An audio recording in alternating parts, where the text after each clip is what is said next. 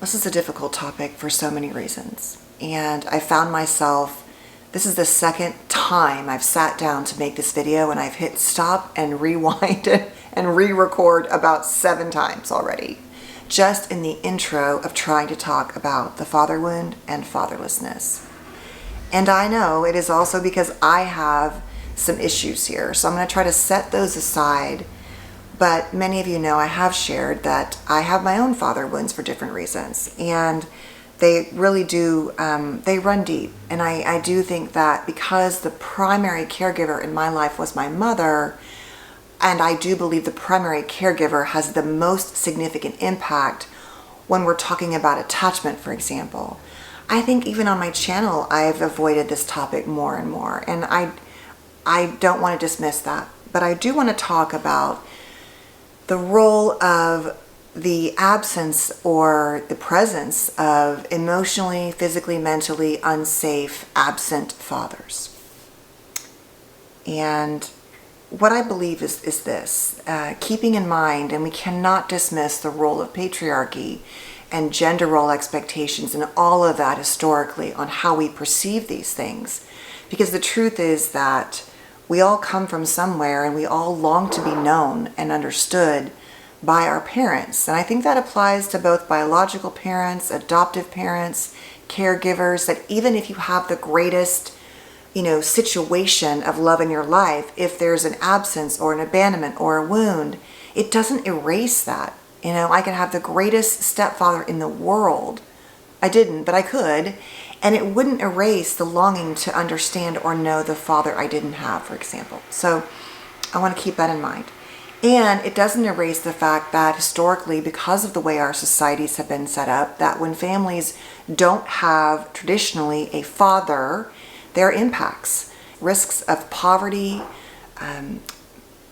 infant mortality, dropping out of school, teen pregnancy, substance use, increased risk for children without fathers around, being more likely to commit crimes, to end up in prison. Like, we could go into the layers of this and really not even scratch the surface. But I want to stick to what I think feels often like this emotional space around not having a father or feeling fatherless. And I think that the core wound of this is really about a grief and absence and longing for the father in a different way than when you don't have a mother or primary caregiver. I think what layers all of it is this longing for a presence of a father for many people, if that makes sense. So what it often looks like and what might create a father wound are fathers who, let's say, number one, have no time for you. They might exist in your home and come home every single day, but it's like there's just no time or space for you. Whether it's them being invested in your hobbies or your life or your emotions, right? It's just an absence that really feels like you weren't a priority, or there wasn't space or time for you. Number two, it really is about abandonment, experiencing abandonment, a physical abandonment. So a father who was there and was no longer there. A father who never was there. A father who was intermittently there. A father who was taken away for some reason or who left. Number three, it's often a father who you've been afraid of, who was rageful, angry, emotionally unsafe, something around like an eggshell dynamic where you walked on eggshells, where you had to be hyper vigilant to that father's mood. Because if you had that, you didn't have the safe father, at least part of the time. And so there can be a feeling of like, I never really had a dad in that regard. Feeling like you had a father, or experiencing a father, I should say, who withheld love and affection, money, food in some way, resources, as a way to control or punish you, the other parent, things like that. Having a father who was highly critical, controlling, condescending, and just very conditional in what love looked like around perfectionism and getting it right. There can be an empty space there around what does it look like to just be me? Because I could only feel love and acceptance under these certain circumstances, or no matter what I did, it was never enough. having a father that goes with this with really unrealistic and always unattainable, unreachable expectations. So that no matter what you did, he was always telling you or talking about what could have been different, or what he did, or what he had, or what you should have. Having a father who was, like I'm kind of saying, this is just a definite criteria, mentally, physically, or emotionally unsafe for whatever reasons. Mental health, their physical health, it could have been scary or dangerous, their, substance use, the way they showed up for you, their neglect of your emotions, their mockery, disregard, their minimization, their lack of emotional intelligence even if they tried, they just didn't have the skills because of their own wounds or story or internal world. Having a father who was just not interested in your life at all. So it wasn't just about having time or space. They just didn't have any interest in engaging in the things that you cared about. Having conditional, like I'm saying, love and attention. And so that it just felt like everything was you could only be loved in these little tiny certain ways that made you kind of feel like you were standing in his light. And really having a father who came and went in your life, right? So maybe when they were there, they were great, but for whatever reasons, they would disappear and come back. Or they were like the old Disneyland dad, where they were great for that, but they weren't able to be fully present in your life. And so all of those things can create, and many more, types of fathering wounds and feeling fatherless. But the core of it is that you often didn't feel, or you were not made to feel, that you were seen, that you mattered, that you were supported, and that you could be loved for who you were, just as you were, in a safe way, in a safe, generally loving and consistent way. Or maybe you had all of that and then something happened to him. So the core, though, is that you don't have an anchor to a safe, literally, physically, mentally, emotionally safe father experience. So what does it do to us? How does it show up in our lives and in our relationships and in ourselves? And I do think that, as I've talked about, because of our biology, because of our gender roles, because of society and all of those things, that it can impact children in different ways. Like I've said, for example, me having 3 sons and then a daughter, and having no brothers, no close uncles, tremendous father wounds. It's been difficult. There are things that no matter, even though I was the primary caregiver, even though I had to learn to do things I didn't know how to do, there were just some things I could not give my sons because I did not understand what it meant to be male. And my sons are all very different, and they have their own range of emotionality, but they all have and had needs and emotions and longings to be understood, regardless of the fact that they are boys. And I tried to feel that, but there were places at times where, they've said to me, like, as much as you did, Mom, like, there are just some things that having the same parent who's the same as you don't understand. And so no matter what, I think we have to acknowledge that. And I had a daughter, and I have a daughter who was obviously more similar to me than not. So I think there were some shortcuts. It could have been more challenging had she been very different. But there are some things I just get because I'm a woman. And so I want to make space for that. And so I do think that as I go through these, that based on biology, based on your own individual needs, like, it's not just because you were a boy or girl, it might be because of the skills that the parent that you needed, period, lacked. So I want to say that. I don't want to just say you only have mother or father wounds, because to me, the core wound is the primary attachment figure. That's what I talk a lot about often, and still is, traditionally been mothers. But it doesn't mean that removes the wound for what could have been or was a father, or in that fathering energy space. So really quickly, I want to keep this not too long. How it shows up is at the core, we often feel deeply rejected for who we are, as if like there's something that is our fault, that due to their absence, their absence is because of me, right? That I have been abandoned at the core because this fathering dynamic energy person chose or was removed or didn't try, didn't care, is unable to love me the way I deserved. And so there's can be a deep sense of rejection. And as I said, I think that these can all be true for the mother wound too, but I'm trying to focus on the things that do seem to come up around fathers. Number 2, identity issues. Who am I? And I think in traditional gender roles, that can be, what does it mean to be a man? What do men do? What do boys do? What does it mean to be loved by a man as a girl or as a boy? What is just that whole energy around identity and what we're supposed to do or not? And I think that can be, like I'm saying, confusing for different reasons. So kind of a who am I? Number 3 really is a grief and a longing and a loss inside for where that fathering space was supposed to be. And we often can't really identify this. Like I'm saying, even if you had the greatest mother, for example, or the greatest father, but the other parent wasn't able to provide for you, no matter what, there can be a deep sense of like depressed grief and longing, and obviously even a depression as well. And obviously that can play out in mental health issues I'll get to later.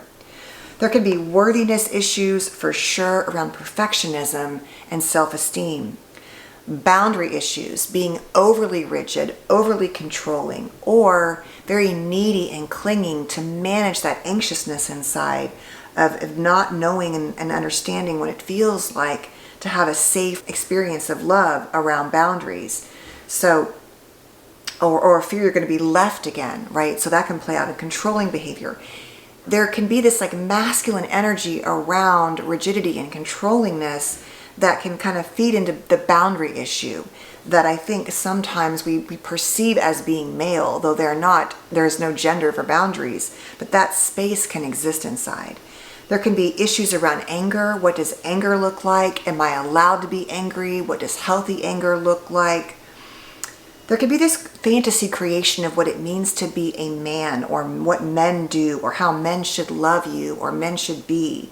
It's often deeply in this like fantasy dynamic that we've created in place of the father we never experienced. And it may not be grounded in reality, but it's what we kind of come up with. Like, oh, if I had a father or dad, this is how they would be or not, or this is how I would know what it felt to be loved, or how to be as a man or as a father. We can often choose unavailable partners again and again and again and distance ourselves. Like we just can't fully let ourselves in relationships. Or, like I'm saying, we choose those who aren't capable. So this whole idea around emotional unavailability can be very common in us or in our partner choosing. And it can play out in commitment issues, both in us and our partners. We can have difficulty understanding violence and aggression and masculine energy or fathering energy in a way that is either we don't understand it because we never had it, or we tolerate and we reenact it because that is all we knew. Let's say if you had an aggressive, violent type father role in your family, a wounding father.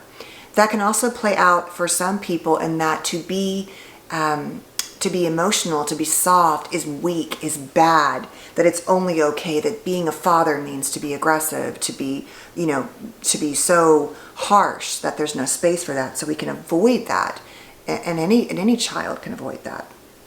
We can believe that love is conditional, to never trust people, right? So it's like I'm only loved in these situations, and deep inside, no one can love me or no one is safe to love in return. We can really struggle with excessivism, as I wrote down, workaholism, being a doer, overachiever. It's like everything is about going, to the highest degree. And if I do that, I'll finally be worthy of love in myself and in receiving love from someone else. And of course, that puts us at all kinds of risk for burnout and health issues and mental health. But it's like everything is all or nothing. And that can be very painful. And lastly, I think we can see a lot of intimacy issues, both for however you identify.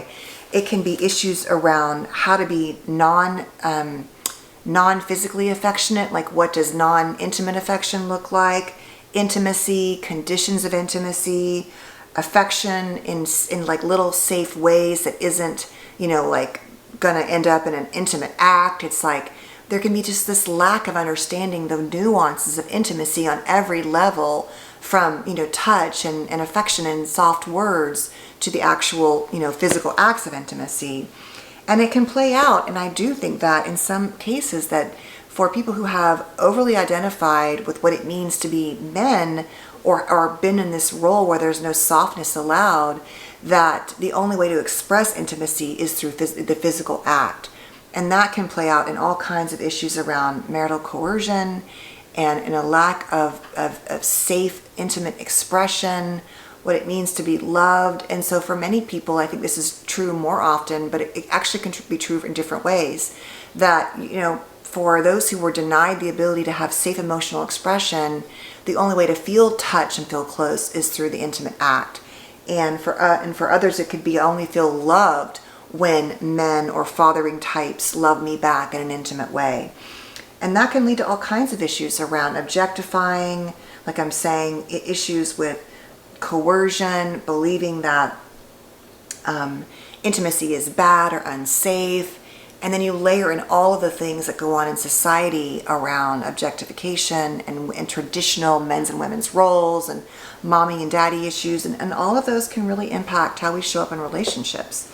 And lastly, all of this can really manifest in mental health, chronic physical health issues. If you're suppressing emotions, it's like you think about the adverse childhood experiences studies and how that trauma affects us. And historically, women have been given more permission to express emotion, but no matter what, trauma in any regard through a father's wounding, mother wounding, caregiving wounding is going to affect us, most of us, if it is not dealt with. And so it can play out in substance use, acting out, risk-taking and things like that. Of course, anxiety, depression, all types of wounds in response to those traumas. And how do you heal these things? Really quickly, of course, through doing identity work. Who am I? Where are my wounds? You could go back through the whole list I just gave you and ask yourself, where are my wounds? And seek out support there. Obviously, reparenting work, inner child work, grief work, doing the real true work about the longing that for the father that you never had, or what it feels like to have that empty space in your life. Trauma therapies, obviously, creating new identity targets around, okay, I don't have this person, or I never had this in this father wound, but who do I want to be now? What kind of parent do I want to be? What kind of partner? What kind of person? And how do I live alongside this wound? So those are just a few of the things. I'm going to at some point share where I've been in my journey, which is kind of crazy in the last, right before I went to Paris, a month or so, around having parents who divorced when I was 2, having a very difficult, dad relationship, having him leave this world when I was 23, finding out at 42 that he was not my biological father, and not knowing until now, about a month and a half ago, finding out who my biological father is, but that is all yet still undone. It's not processed. He doesn't know. I just found out, and it's been a whole bunch of drama. So I, at some point, want to share about that. But the point is, like, even for myself, I know I've had significant wounds here. And it's a big beast to manage. Like, how do you deal with it?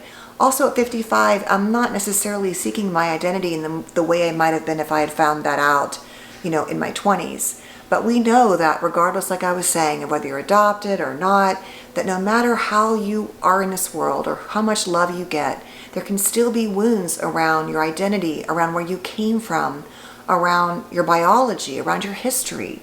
And all of those are complicated and complex types of wounds. So I will hopefully, be able to share more about mine, but really I like to share about mine in a way that helps you understand your wounds. So I'm not ready to do that yet in a way that I feel will be most helpful for you, because I'm still processing it. But I hope this was helpful. I hope you'll please share what you feel comfortable sharing, and know that I appreciate you and value you so much for being here. Thank you, and I promise you I'm almost to getting my last child back in school next week. I'm hoping to get back more in content, and I have the video coming, which will be in response to the video I just made last week about how to work on healing some of these deep wounds around being in a trauma trance, or feeling like you've been this child in an adult's body, kind of reenacting pain in ways you didn't really know about in your whole life. So anyway, thanks for being here. Please stay safe and well, and I'll see you soon.